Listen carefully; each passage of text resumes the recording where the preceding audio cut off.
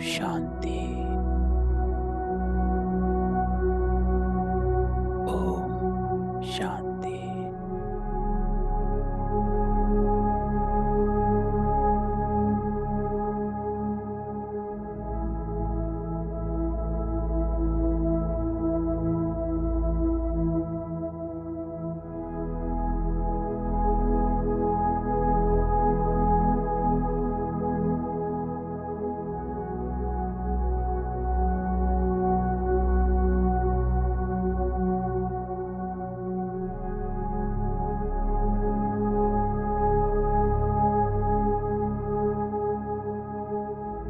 अपने निज स्वरूप में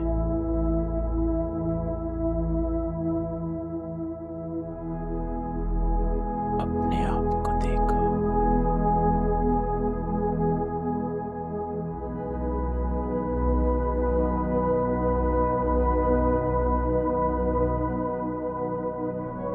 अति सूक्ष्म हो,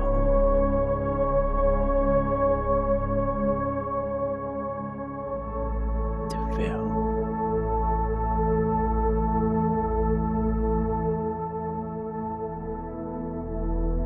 ज्योति हो।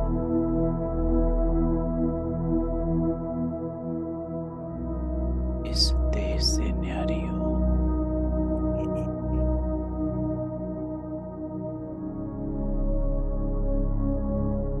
मैं आत्मा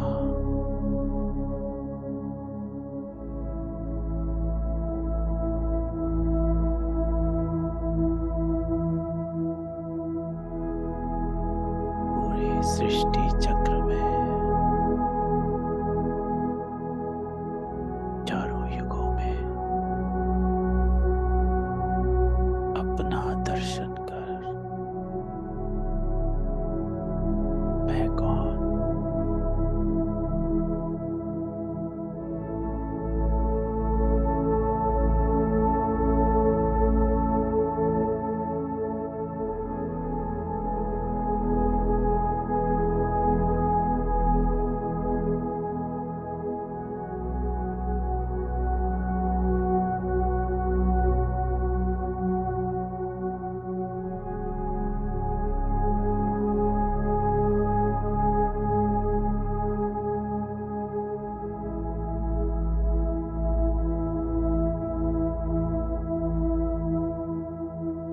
मैं आत्मा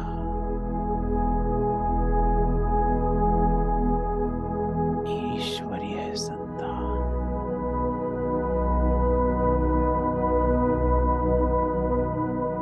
ऊंचते ऊंच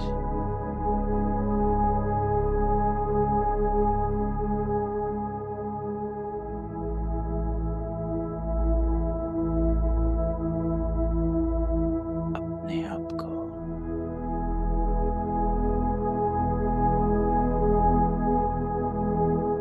बाबा के सामने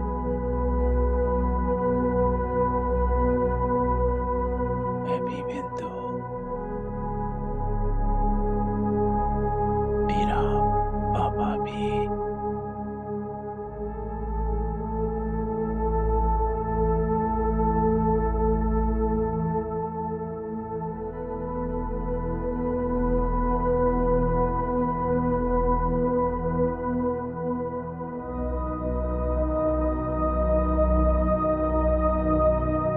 सारा ध्यान समेत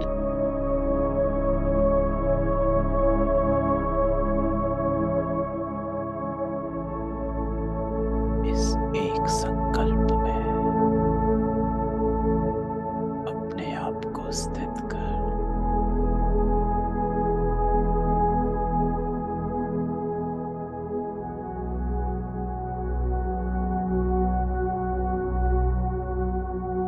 कि मैं वही कल्प पहले वाली आत्मा,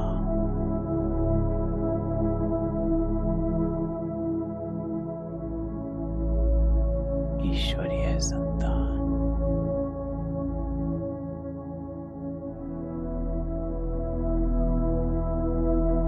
ब्राह्मण आत्मा,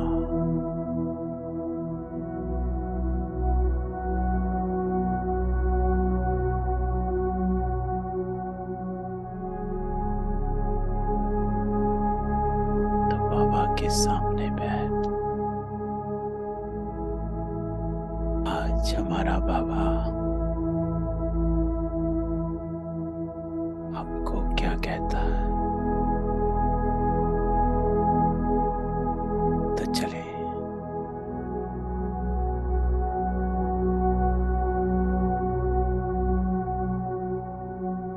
बाबा के सामने इस देह और इस दुनिया के संकल्प यही छोड़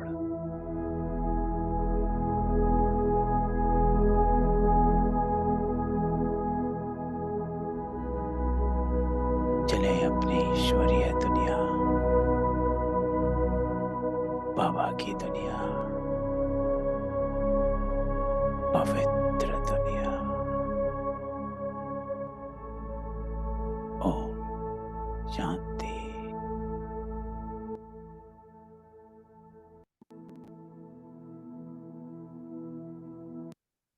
ओम शांति। तो 24 दिसंबर 2022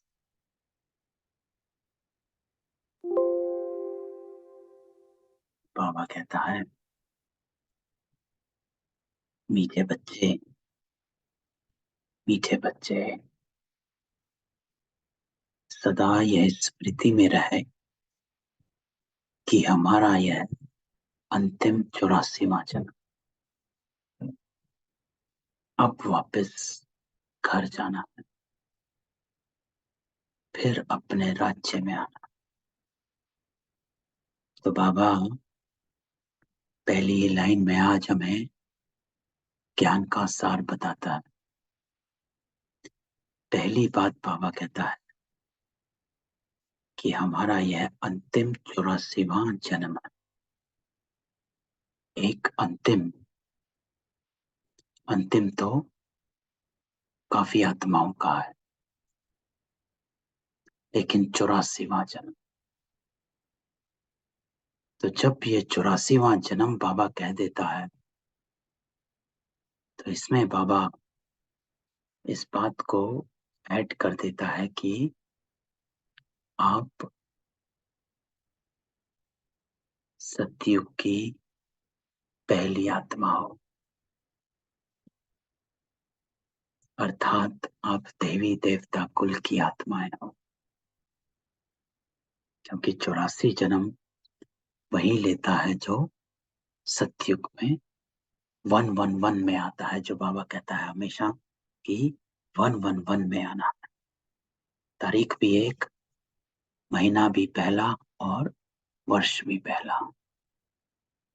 तो ये हमारा 84वां जन्म है, जिससे बाबा कहता है ये निश्चय पक्का हो जाता है कि आप यहाँ क्यों बैठे हो।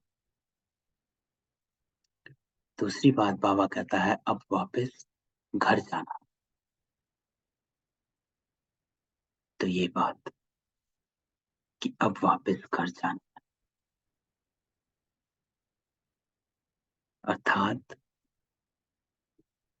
एक इसमें बाबा कहता है घर क्या है, उसकी स्मृति। कौन सा घर? हम आत्माओं का घर। और दूसरा बाबा कहता है कि टाइम आ गया वापस घर जाने का। फिर बाबा कहता है फिर अपने राज्य में मुक्ति, जीवन मुक्ति। तो तीसरी बात बाबा कहता है कि क्योंकि आपका अंतिम 84वां जन्म है, तो आप सिर्फ घर नहीं जाएंगे, आप फिर वापस अपने राज्य में आएंगे।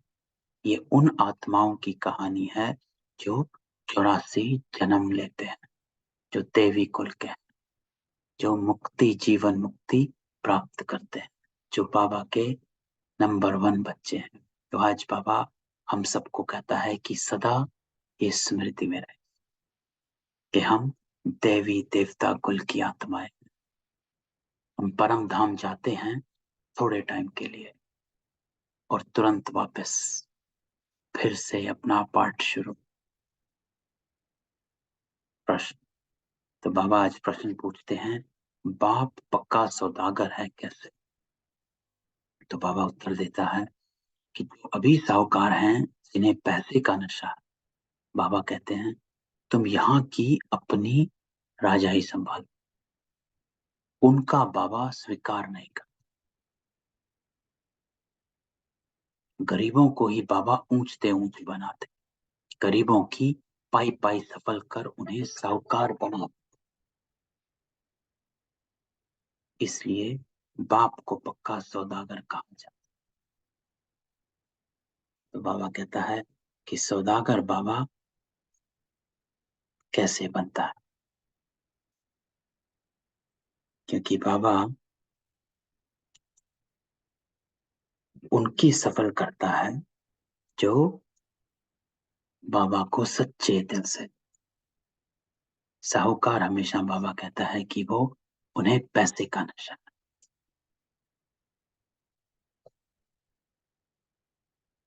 कि जिनको भिखारी है।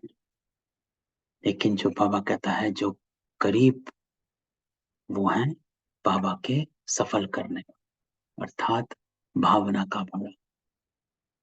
तो बाबा हमेशा कहता है गरीब का 1 रुपया और साहूकार के 10 लाख भावना को देता है, कि किस भावना से दिया। दूसरा प्रश्न आज बाबा पूछता है कि बच्चों में कौन सी सुस्ती बिल्कुल नहीं होनी चाहिए। तो आज उत्तर बाबा देता है कि कई बच्चे मुरली सुनने व पढ़ने में सुस्ती कर, मुरली मिस कर देते। बाबा कहते हैं बच्चे इसमें सुस्त मत बनो, तुम्हें एक भी मुरली मिस नहीं है। तो इस बात को तो बाबा हमेशा कहता है कि मुरली मिस करी तो उस दिन की श्रीमत मिस हो गई। क्या करना है क्या नहीं करना है वो मिस हो गया। बाबा क्या युक्ति बताई वो मिस हो गया। एक दिन का आपका अकाउंट मिस हो गया।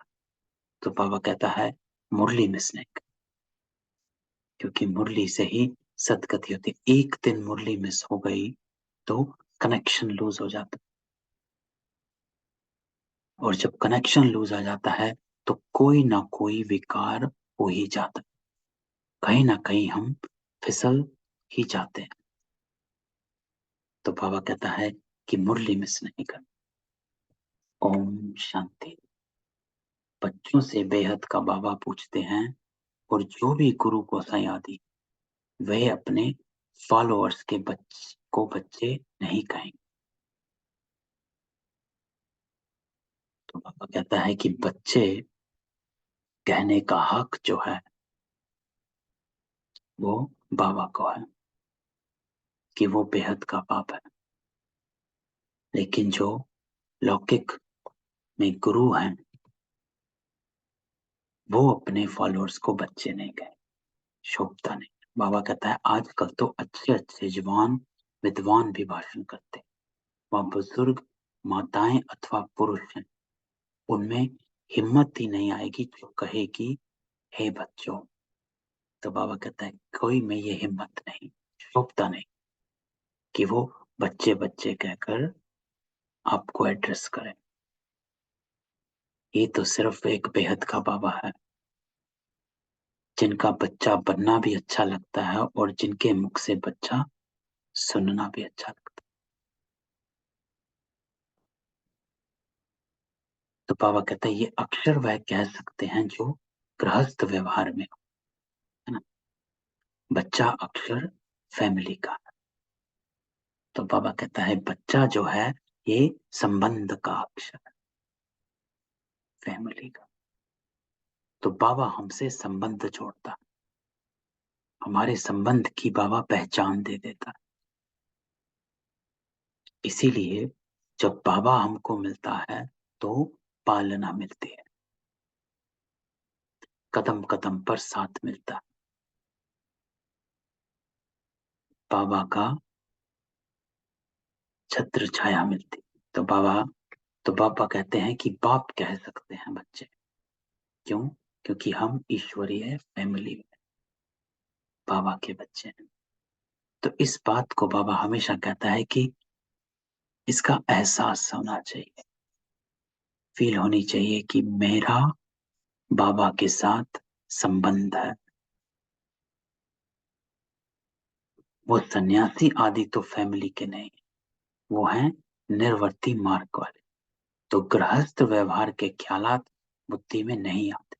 ये तो माता पिता हैं, तो जरूर बच्चे बच्चे कहेंगे। तो बाबा कहता है कि बच्चे इसलिए भी कहते हैं कि बाबा माता पिता हैं।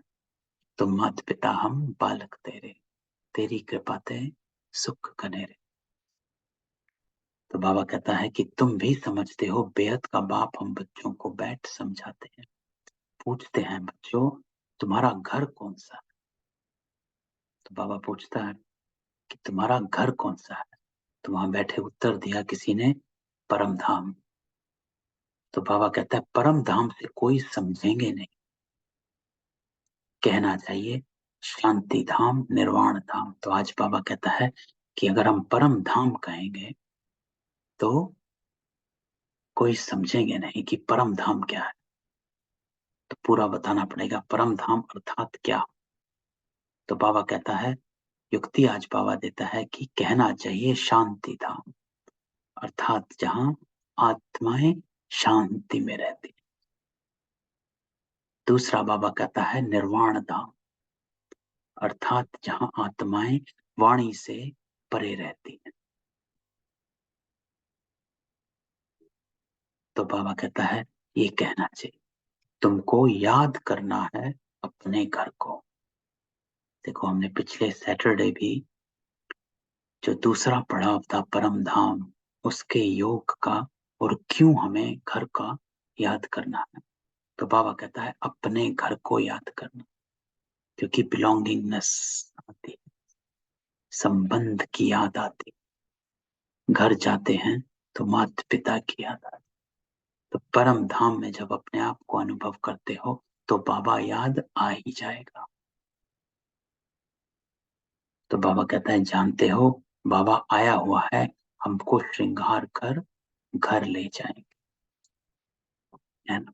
तो बाबा सवेरे हमको श्रृंगारता है, ज्ञान रत्नों से श्रृंगारता है, गुणों से श्रृंगारता है। तो बाबा जब हमको पूरा श्रृंगार कर देंगे, हर गुण, हर ज्ञान, हर गुण से मेरी श्रृंगारता बाबा करता। और फिर हम सुखधाम में सिर्फ वहां नहीं जाएंगे। तो बाबा इस बात को हमेशा स्पष्ट करता है कि आपको मैं सिर्फ घर ले जाने नहीं आया, मैं आपको घर ले जाकर और फिर आपको सुखधाम में भेजने आया, तुम्हें उसके लायक बना। क्योंकि घर तो मैं सबको लेकर जाऊंगा, घर तो सभी आत्माएं जाएंगी, लेकिन सुखधाम सभी नहीं जाएंगे। तो बाबा कहता है अभी तो ये है दुखधाम, इनका तुमको संन्यास कर। तो ये बेहद का संन्यास सिवाय परमपिता परमात्मा के और कोई सिखला न सके। तो ये जो संन्यास बाबा हमें वैराग सिखाता है कि कैसे हमें इस दुनिया से डिटैच रहना, वैराग रखना, अर्थात कोई भी आकर्षण हमें खींचे नहीं, कोई भी बाह्य मुखता हमें खींचे नहीं, कोई भी प्रभाव, झुकाव, लगाव, कोई भी हमको अपनी तरफ समेटे नहीं। तो बाबा कहता है मैं तुमको बेहद का संन्यास कराता हूं, क्योंकि मैं तुम्हें हर चीज से हल्का करवाता हूं, डिटैच करवाता हूं। सिर्फ एक चीज से डिटैच नहीं कराता, हर इस सृष्टि की हर वो चीज जो तत्व से जुड़ी हुई, उन तत्वों से संन्यास कर। क्योंकि हर विकार जो है तत्वों से जुड़ा हुआ, काम, क्रोध, लोभ, मोह, अहंकार, कोई भी ले, ये जो पांच तत्वों का शरीर मिला है इससे जुड़ा हुआ। तो मैं तुमको इन तत्वों से संन्यास करा था, क्योंकि आप आत्माएं इन पांच तत्वों की।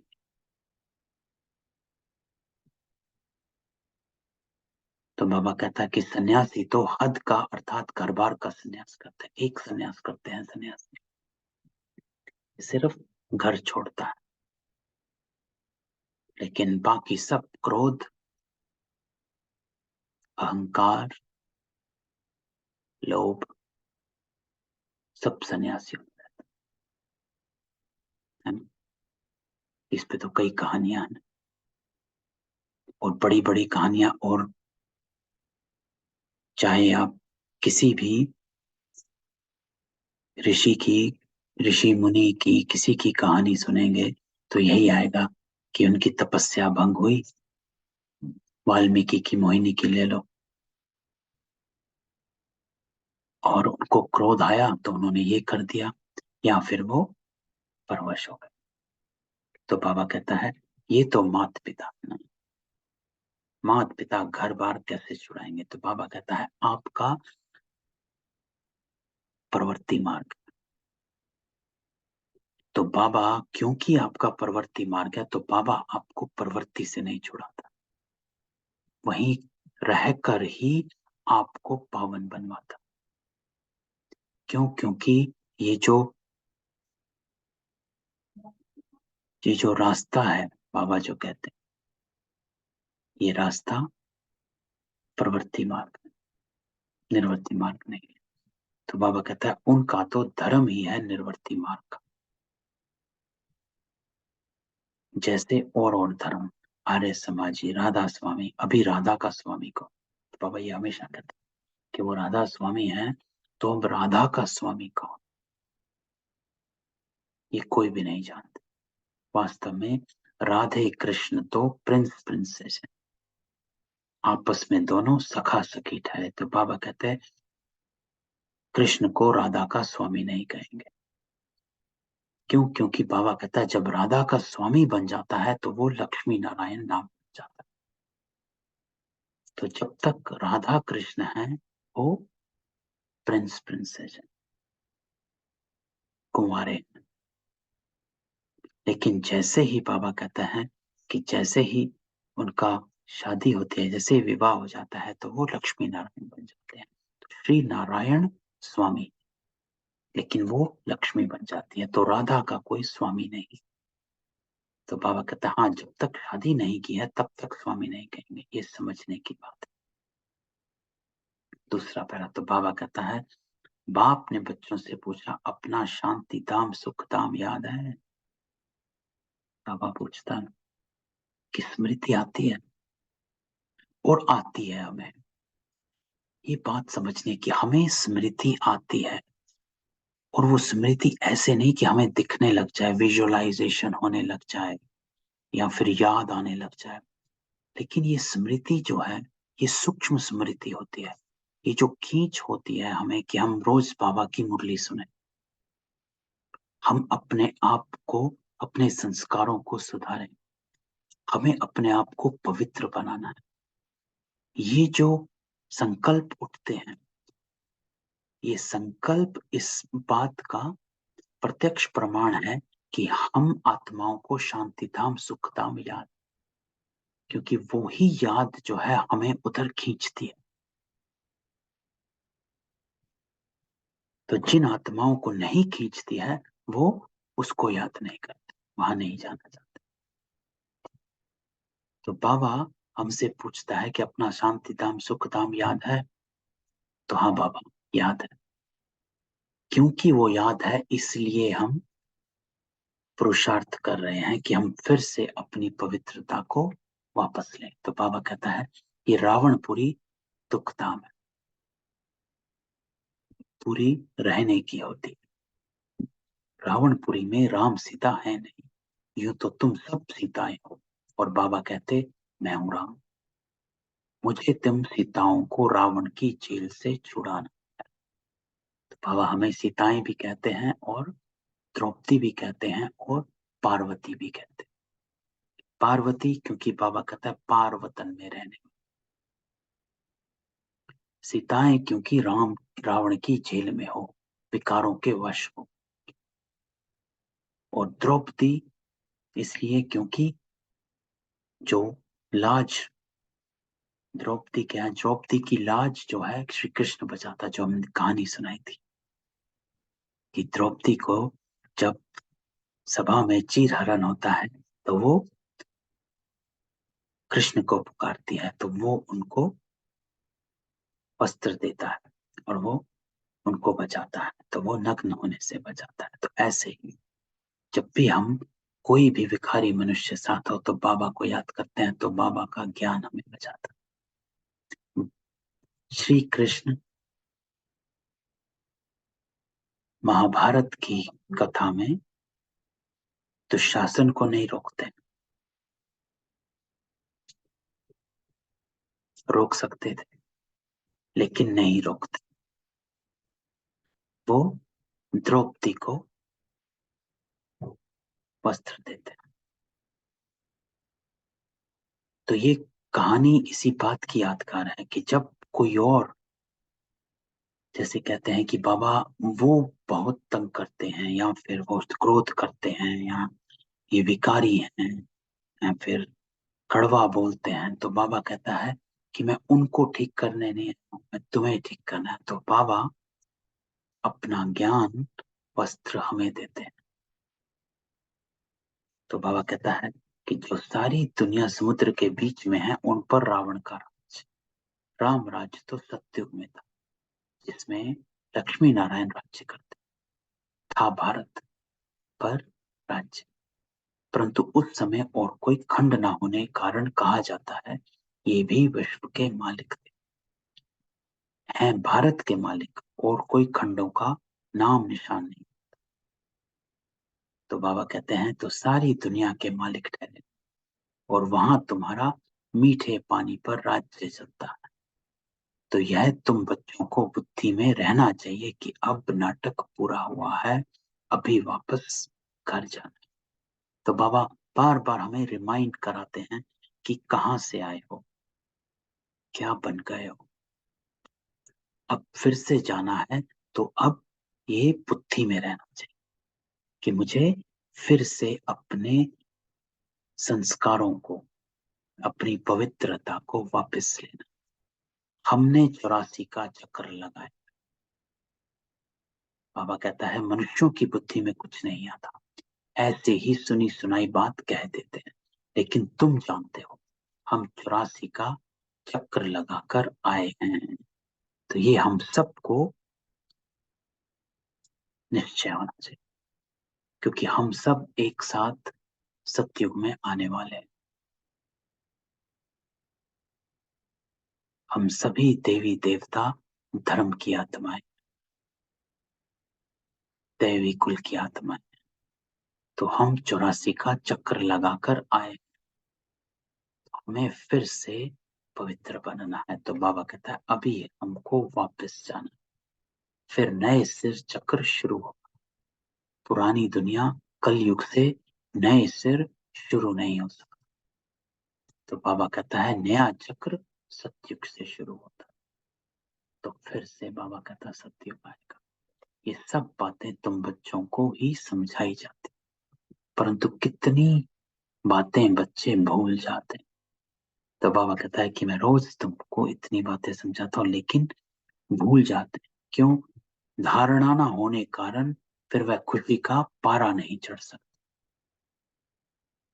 तो दो बातें बाबा कहता है कि कितनी बातें बच्चे भूल जाते हैं।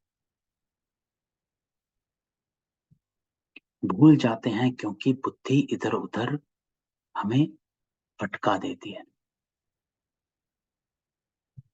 क्योंकि जहां पर किचड़ा है वहां पर पवित्रता ठहर नहीं सकती। जो बाबा कहता है कि शेरनी के दूध के लिए सोने का बर्तन चाहिए, तो ये ज्ञान शेरनी का दूध और हमारी बुद्धि बर्तन है। या तो इसमें सोने का बर्तन अर्थात एकदम स्वच्छ,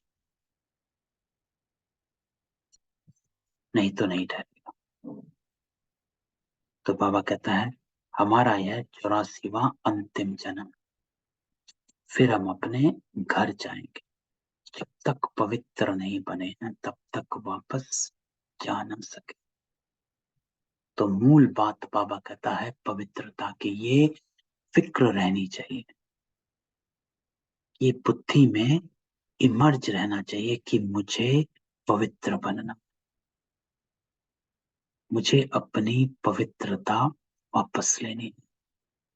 और पवित्रता बाबा हमेशा बताता है कि पवित्रता सिर्फ ब्रह्मचर्य नहीं,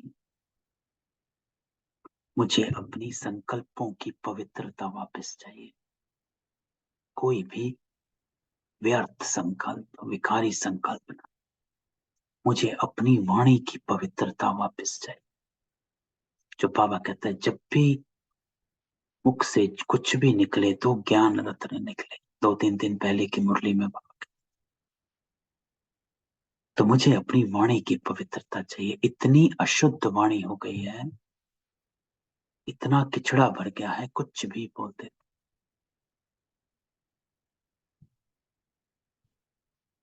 और मुझे अपने कर्मों की पवित्रता चाहिए।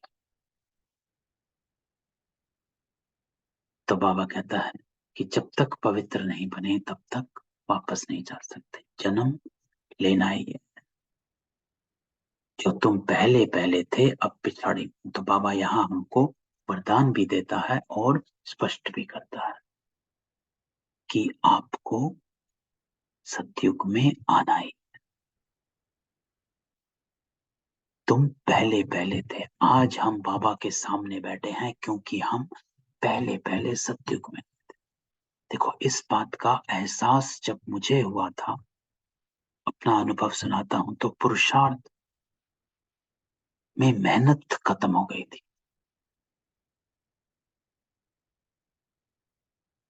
तीव्रता आ गई थी, लगन से पुरुषार्थ था कि मुझे अपनी पवित्रता वापस लेनी है। खो गई, गुम हो गई है यहाँ देहों में, देह के संबंधों में, वैभवों में, मान शान, इन सब में खो गई। मुझे बस एक ही फिक्र है कि मुझे अपनी पवित्रता वापस लेनी है, बस, और कुछ नहीं। तो बाबा कहते हैं जो तुम पहले पहले थे अब पिछाड़ी में। तो ऐसे ही नहीं हम बैठे यहाँ पर, ये कोई कोइंसिडेंस नहीं है। बाबा कहता है ये बना बनाया खेल है, आप हर कल्प में ऐसे ही आए हो। तो बाबा कहता है सब धर्म वाले अभी अंत में भिन्न नाम रूप देश काल में। गुरु नानक जिसने सिख धर्म स्थापन किया उसकी आत्मा का यहाँ ही भिन्न नाम रूप में है। तो बाबा कहता है सब आत्माएं जो भी ऊपर से नीचे आई है अभी यही है, चाहे वो कृष्ण है या क्राइस्ट है, गुरु नानक है या मोहम्मद है, सब यही, सबको पूरा पार्ट बजाना। अभी तुम पुरुषार्थ कर रहे हो नई दुनिया में जाने के लिए, पिछाड़ी में सबको हिसाब किताब चुत्तू कर फिर जाना। हिसाब किताब चुत्तू सबका होना है। तो बाबा इस लाइन में ये हमें बताता है कि ये ना सोचो कि सिर्फ आप मेहनत कर रहे हो, आप अपना हिसाब किताब चुत्तू कर रहे हो, और चुत्तू सबको करना। आप योग से कर रहे हो, बाकी भोग से करेंगे, लेकिन चुत्तू सबको करना। योग से हम कैसे कर रहे हैं? क्योंकि हम योग से अपने संस्कारों को इमर्ज करते हैं। क्षमा का संस्कार, रहम दिल संस्कार, मीठेपन का संस्कार, सहनशीलता का संस्कार, धैर्यता का संस्कार, हम अपने संस्कारों को इमर्ज करते हैं और अपने हिसाब किताब को चुत्तू करते हैं, क्योंकि वो संस्कार मेरे से श्रेष्ठ कर्म कराता। तो बाबा कहता है चुत्तू तो सबको करना है, या तो योग से करो या भोग से। तो बाबा कहता है गुरु नानक की आत्मा फिर अपने समय पर आएगी। सत्युग तेतरा द्वापर में वो आ ना सके, है ना। गुरु नानक तो कलयुग में आए थे, 500 वर्ष पहले ये गुरु नानक आए थे।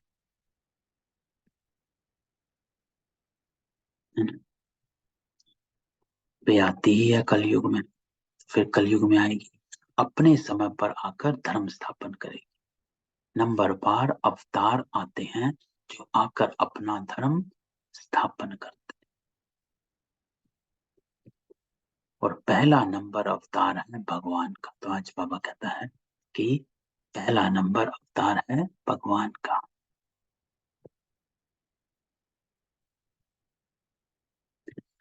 तो ये समझने की बात है जो बाबा कहता है ऊपर नंबर वार अवतार आते हैं जो आकर अपना धर्म स्थापन करते हैं।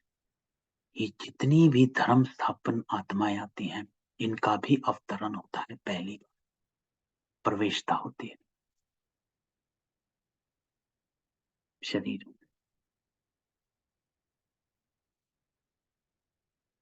और जो शरीर होता है, आप ये बाबा यहाँ पर ये समझाता है कि क्राइस्ट ने जिस शरीर में प्रवेश किया, वो शरीर उससे पहले क्रिश्चियन नहीं होता, उससे पहले वो शरीर हिंदू धर्म का, देवी देवता धर्म।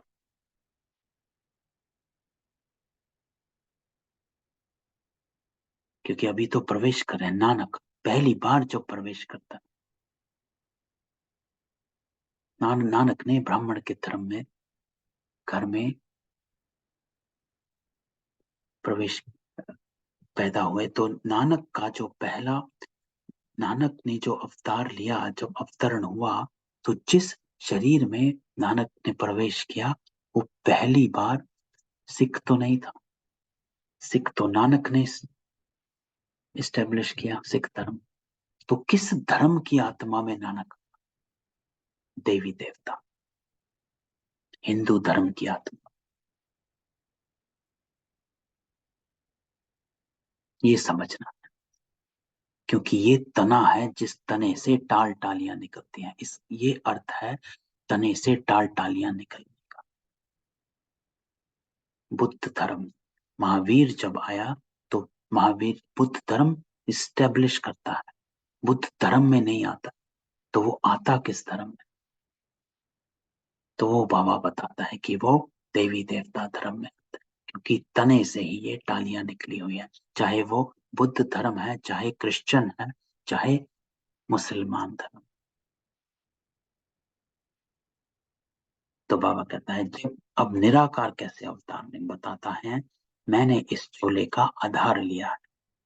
ये अपने जन्मों को नहीं जानते। तो अब बाबा, ब्रह्मा बाबा को कहता है कि अपने जन्मों को नहीं जानते हैं। तो बाबा के सामने जो भी बैठे हैं, बाबा सबको यही कहता है कि आप अपने जन्मों को नहीं जानते। शरीर तो इनका है ना, गाया भी जाता है, आए देश पर आए, दूर देश का रहने वाला आएगा देश पर आए। तो बाबा कहता है और सब अपने देश, अपने शरीर में आते हैं। हाँ, धर्म स्थापक दूसरे के शरीर में आ सकते, फिर उनका नाम होता है पवित्र आत्मा आकर प्रवेश करेगी, जो अभी हमने डिस्कस किया कि बुद्ध की आत्मा हो, गुरु नानक की हो, क्राइस्ट की हो, वो प्रवेश करती। तो जो पहली आत्मा है वे धर्म स्थापन नहीं करेगी, जो आत्मा प्रवेश करेगी वही स्थापन करेगी। तो जिस शरीर में क्राइस्ट की आत्मा, बुद्ध की आत्मा, नानक की आत्मा आती है, वो शरीर, क्योंकि ये प्रवेशता होती है, अवतार होता है, जो बाबा ने ऊपर का नंबर वार अवतार आते हैं जो धर्म स्थापक करते हैं। धर्म स्थापक सिर्फ अवतरित आत्मा ही करती है। तो ये बाबा आज एक राज बताता है और समझाता है। सितम आदि पहले वाली आत्मा सहन करती है ना, क्योंकि जो गर्भ में है वो सब पहले वाली आत्मा सहन करती है। लेकिन ये जो धर्म स्थापक आत्मा है ये बाद में प्रवेश करते हैं। तो जैसे क्राइस्ट की आत्मा आई, वह तो सतो प्रधान थी, उनको कुछ सहन नहीं कर, प्रवेश करते हैं, और वो हिंदू धर्म की आत्मा में प्रवेश करती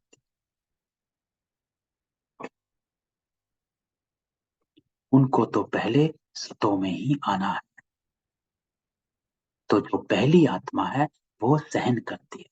दुख तो आत्मा को ही होता है ना, जब शरीर के साथ है। धर्मराज भी शरीर धारण कराए सजा देंगे। तो बाबा हमेशा कहता है आपको इन हिसाब किताब इस ही शरीर में ही रहकर करना है। आत्मा कोई हिसाब किताब जुत्तू नहीं करती है। आत्मा शरीर के साथ हिसाब किताब जुत्तू करती है। क्यों? क्योंकि सुख और दुख ये आत्मा को होता है जब शरीर साथ है।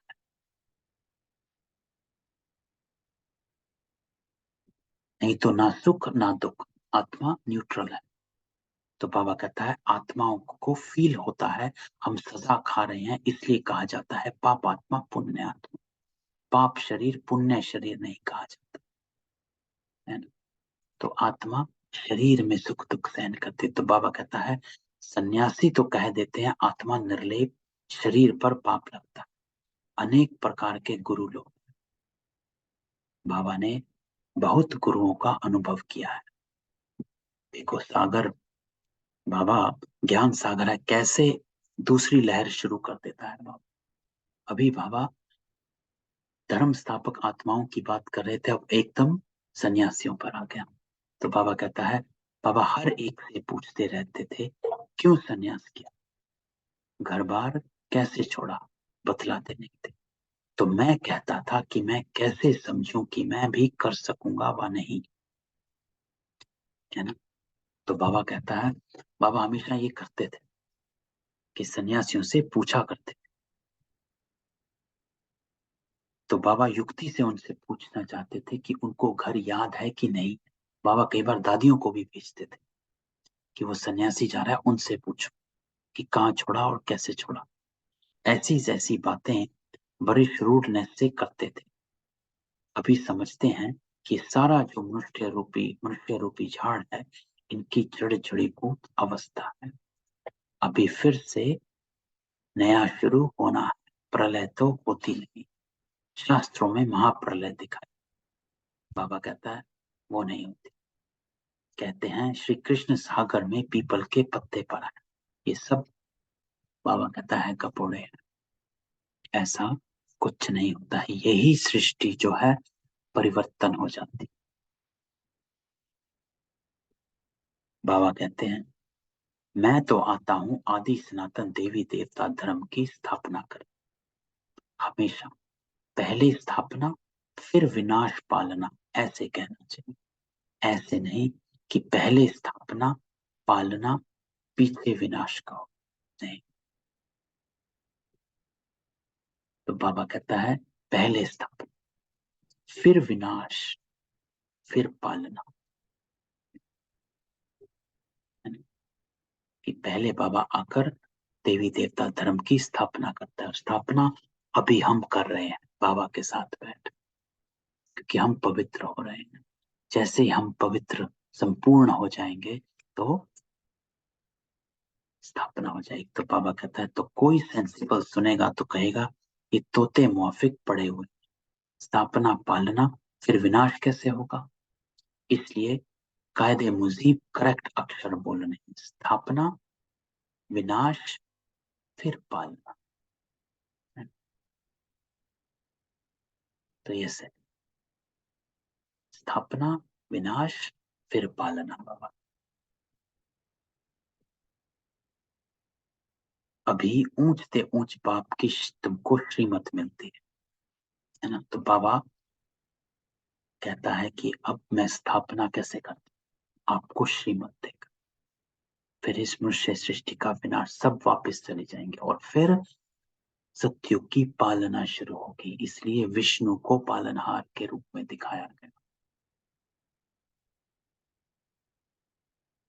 तो लक्ष्मी नारायण पालनहार, विष्णु पालनहार करता है, तो पालना अंत में होती है। तो बाबा कहता है कि बाबा देते हैं श्रीमत ब्रह्मा के तन द्वारा। ये बाबा का शरीर मुकम्मल है, तो स्थापना ब्रह्मा के ऐसे हो। सेंसिबल बच्चे जो होंगे उनको कोई राय पूछनी होगी तो श्रीमत लेंगे, श्रीमत पर चलने से कभी धोखा नहीं करेंगे। तो बाबा हमेशा इस बात को अंडरलाइन कराता है कि कोई भी कर्म हो, कोई भी परिस्थिति आई हो, कोई भी सिचुएशन हो, तो अगर आप श्रीमत को सामने रखेंगे तो कभी धोखा नहीं करेंगे। लेकिन आप किसी भी मनुष्य आत्मा से अगर सलाह लेंगे, पूछेंगे, तो हमेशा धोखा ही करेंगे। क्यों? क्योंकि मनुष्य आत्मा की सलाह जो है वो किसी ना किसी विकार के वश होती। श्री बाबा के ही एक श्रीमत है। बाबा दूर थोड़े ही हैं, बाबा दूर थोड़े ही हैं। आज बाबा कहता है कि आज मैं आप बच्चों के एकदम साथ और पास हूं, दूर नहीं। बाबा देखते हैं बच्चे रॉन्ग चलते हैं, वो राइट चलते हैं, तो कदम कदम पर बाबा हमको देखता है, टचिंग देता है संकल्प के रूप में। लेकिन हमको वो कैच, उस संकल्प को कैच हम तभी कर पाएंगे जब हमारी बुद्धि शुद्ध होगी, स्पष्ट होगी, विकारी नहीं होगी। क्योंकि टचिंग सबको आती है। कैच क्यों नहीं कर पाते हैं?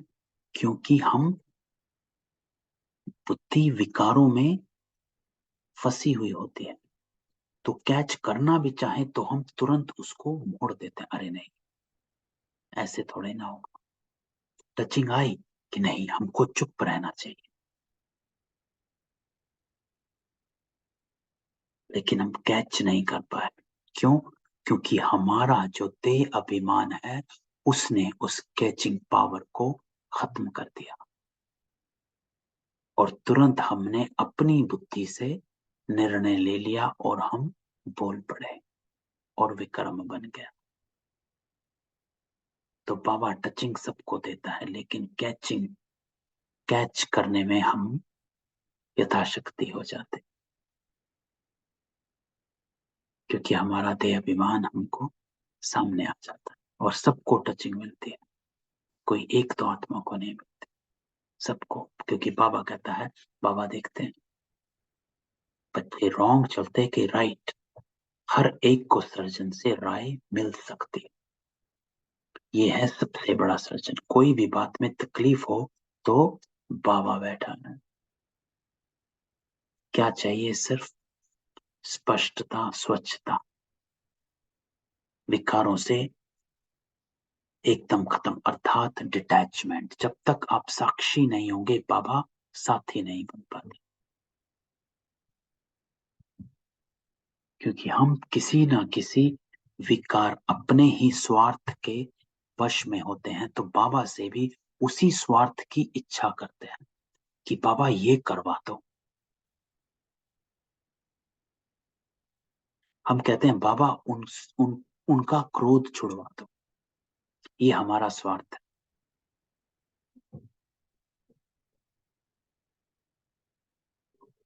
क्यों? क्योंकि हम चाहते हैं कि उनका क्रोध छूटेगा तो मुझको कुछ नहीं होगा, मुझे नहीं बोलेंगे। तो बाबा कहता है, कहना ये चाहिए कि बाबा मुझे शक्ति दो कि मैं इसको सहन कर सकूं, समा सकूं। ज्ञान के तीसरे नेत्र से देख, अपने को पावरफुल बन, स्व परिवर्तन।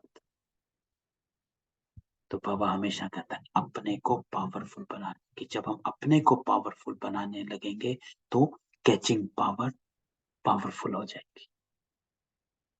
तो बाबा कहता है श्रीमत पर चलते रहो।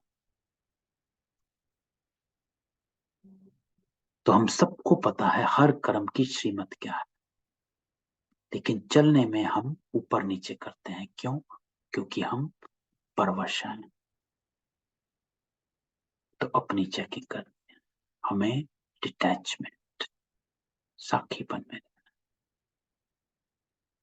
तो बाबा कहता है समझो कोई गरीब बच्चा है, धारणा अच्छी, सर्विसेबल है, परंतु गरीब है इसलिए आकर मिल नहीं सकता, ऐसे को टिकट भी मिल सकता। बाप तो गरीब निवास है ना। तो ऐसे तो कई एग्जाम्पल हैं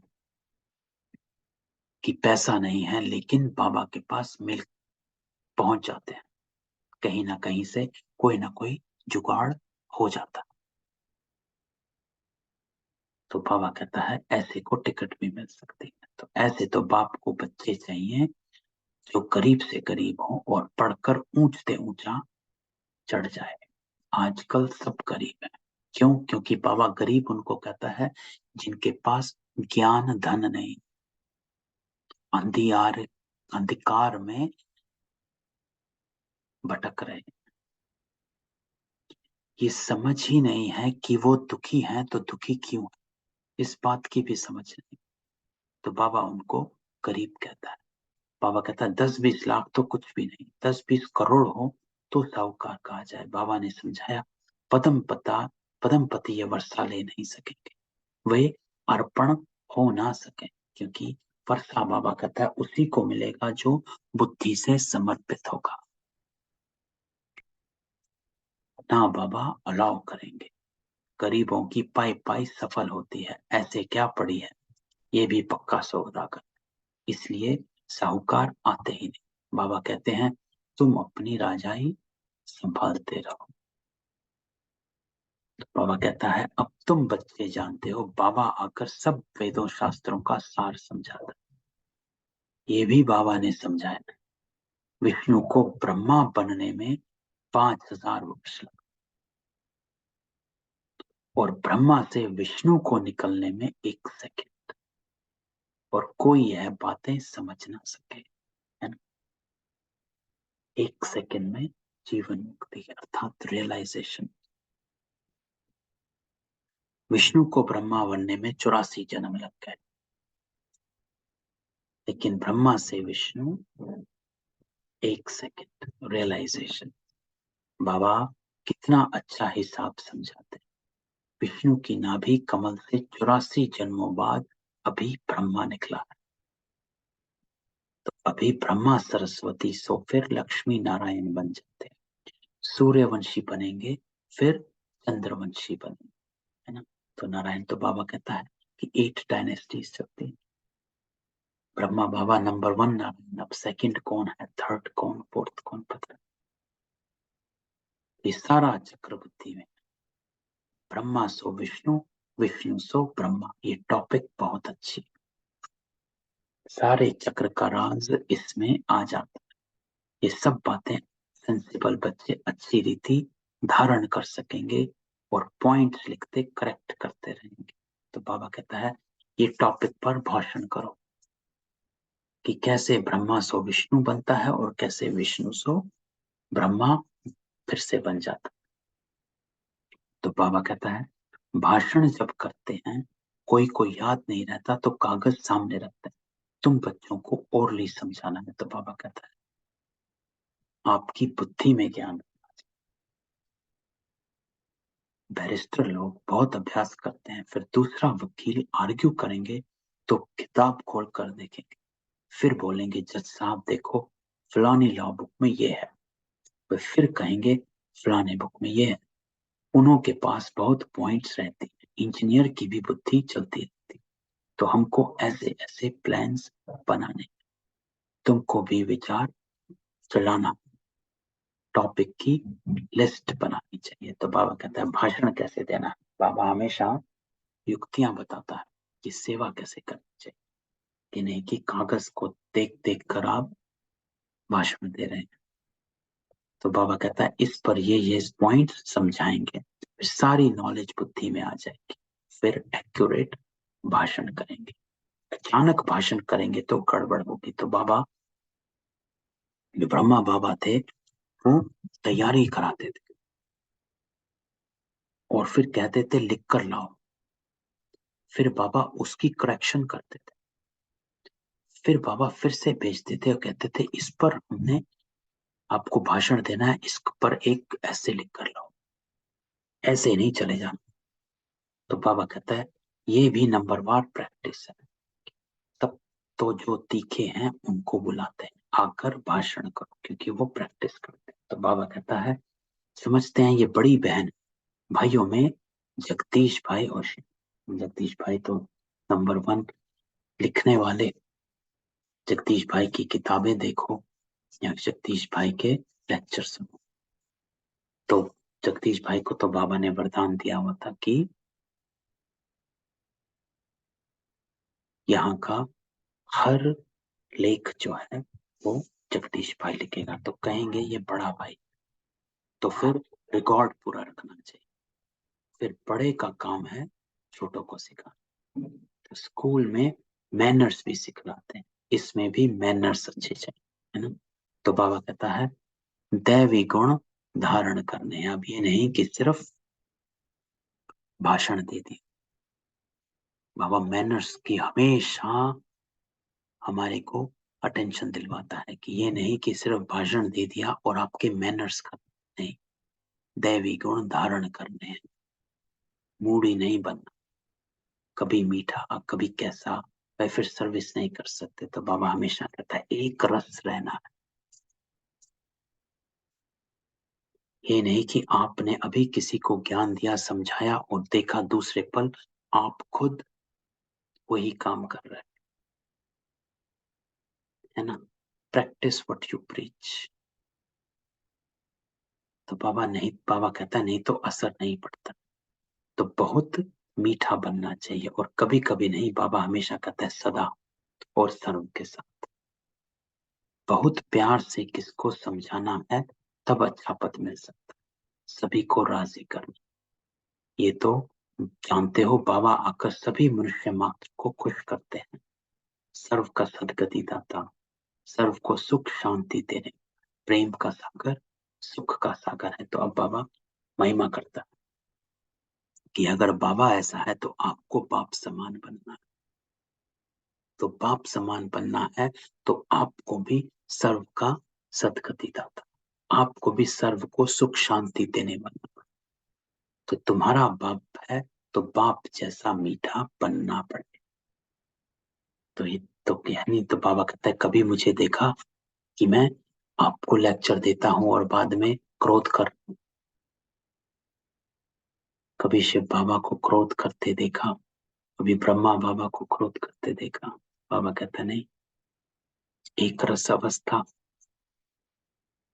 तो अपने को मीठा बनाना है, अर्थात सदा मीठा रहे, कभी कभी का मीठा। तुम कल्प कल्प बाप का शो निकालते हो। शिव शक्ति पांडव सेना तुम स्वर्ग की स्थापना करते हो। टाइम लगता है।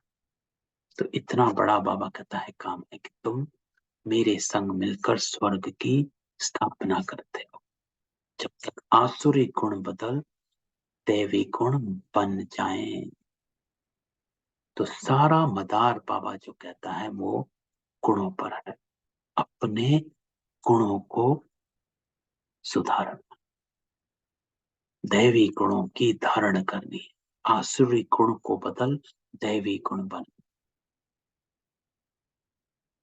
इसी परिवर्तन में टाइम लगता है और यही परिवर्तन योग का भी यथार्थ अर्थ यही है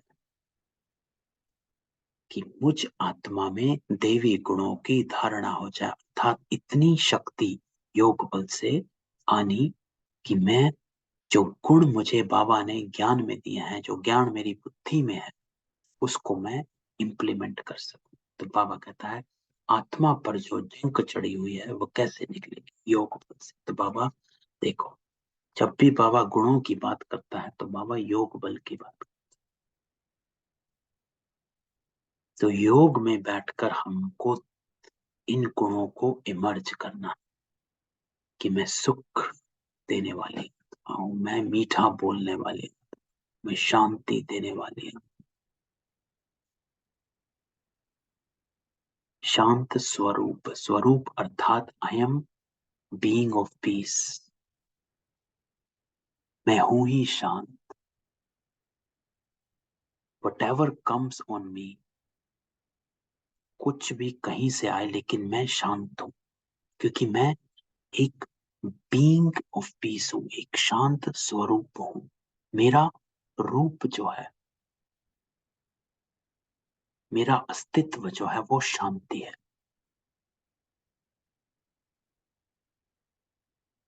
जैसे पानी का जो अस्तित्व होता है वो होता है शीतलता।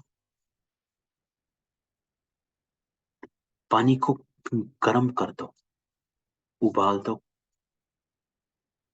लेकिन पानी वापस ठंडा हो जाए, क्योंकि उसका जो मूल स्वरूप है पानी का, वो है शीतलता।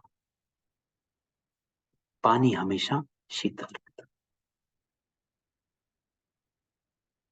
है। ऐसे हम आत्माएं शांत स्वरूप, तो हमको इन गुणों को अपने में इमर्ज रखना।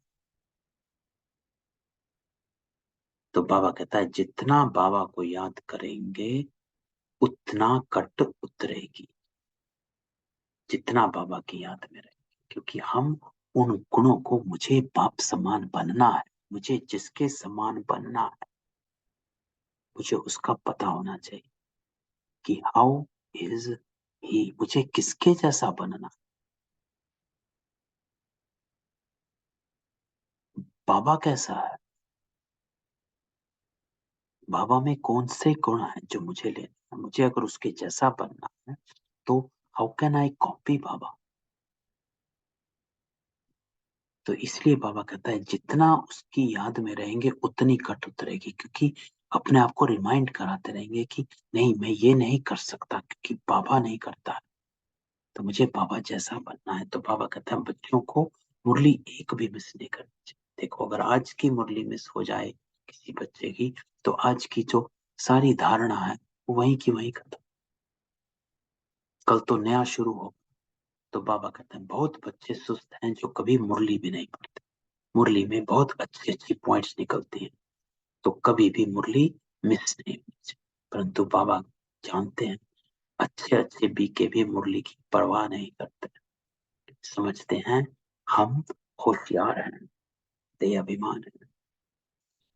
आज तो मीठे मीठे सिकिलते बच्चों प्रति माता पिता बाप दादा का याद प्यार, गुड मॉर्निंग। रूहानी बाप के रूहानी बच्चों को नमस्ते, रूहानी बच्चों की रूहानी बाप दादा को याद प्यार, नमस्ते और गुड मॉर्निंग।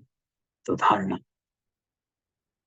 बाबा क्या कहता है, सभी को राजी करना, मूड़ी दिमाग वाला नहीं बनना, बहुत बहुत मीठा बनना है। आज का गुण जो बाबा कहता है, मीठेपन के गुण को धारण करो, अच्छे मैनर सीखने और सिखलाने, क्योंकि मुझे बाप समान बनना। दूसरा, हर कदम पर सुप्रीम सर्जन से राय लेनी। तो राय हमें तभी मिलेगी जब हमारी कैचिंग पावर पावरफुल होगी। कैचिंग पावर तब होगी जब हम अपनी देह अभिमान इन सब चीजों से साक्षी हो जाएंगे। श्रीमत पर चलते रहना, सेंसिबल बन हर पॉइंट स्वयं में धारण करनी, है ना?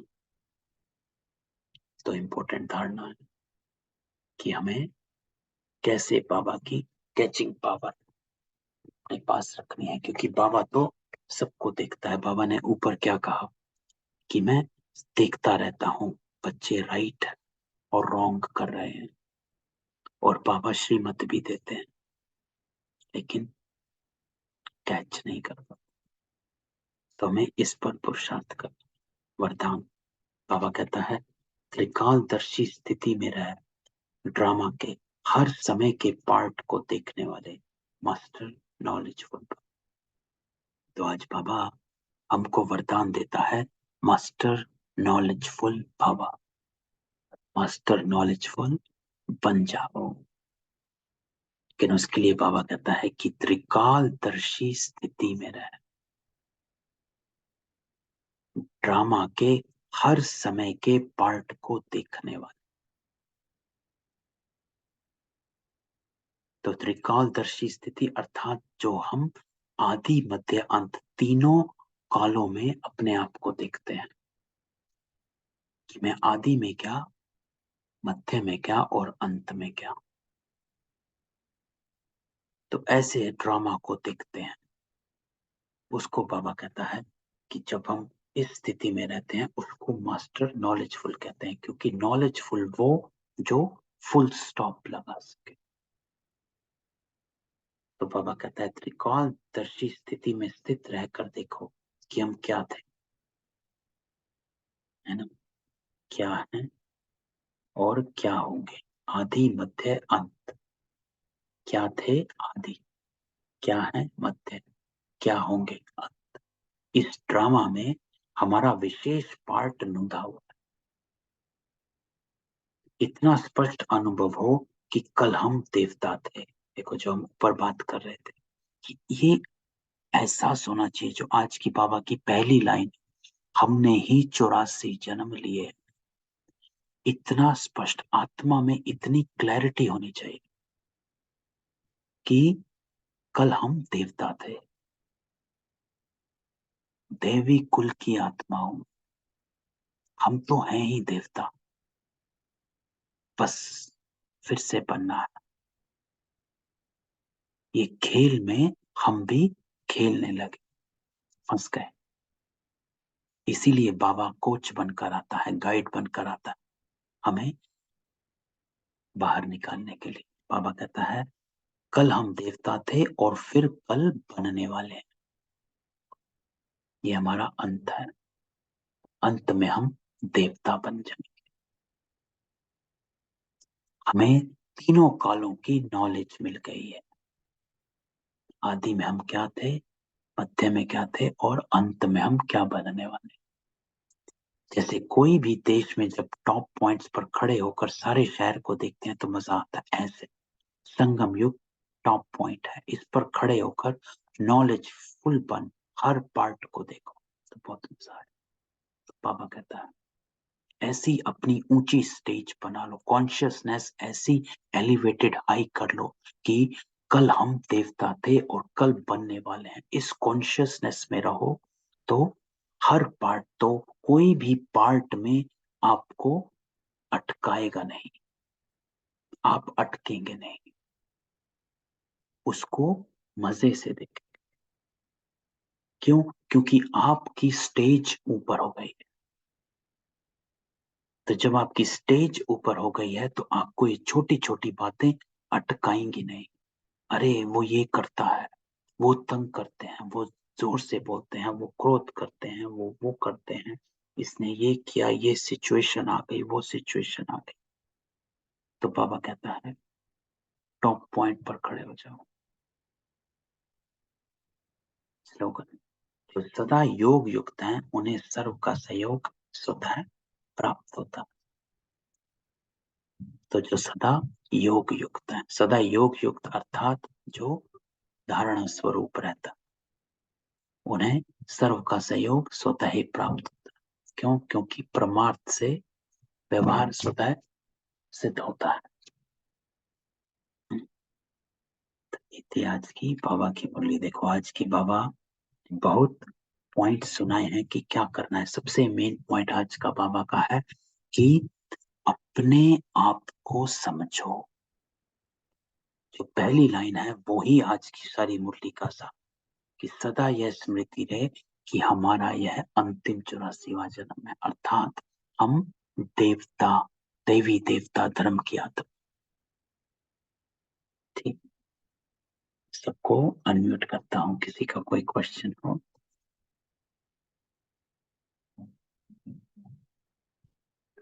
नहीं, ठीक है। तो देखो आज शाम को हम अपना योग की जो हमारी लास्ट क्लास है उसको करेंगे, कि योग का तीसरा पड़ाव बाबा मिलन, जो बाबा से मिलन जो है उसके 3 स्टेप्स हैं, तो हम उनको सीखेंगे, है ना। तो आज शाम को फिर से मिलेंगे।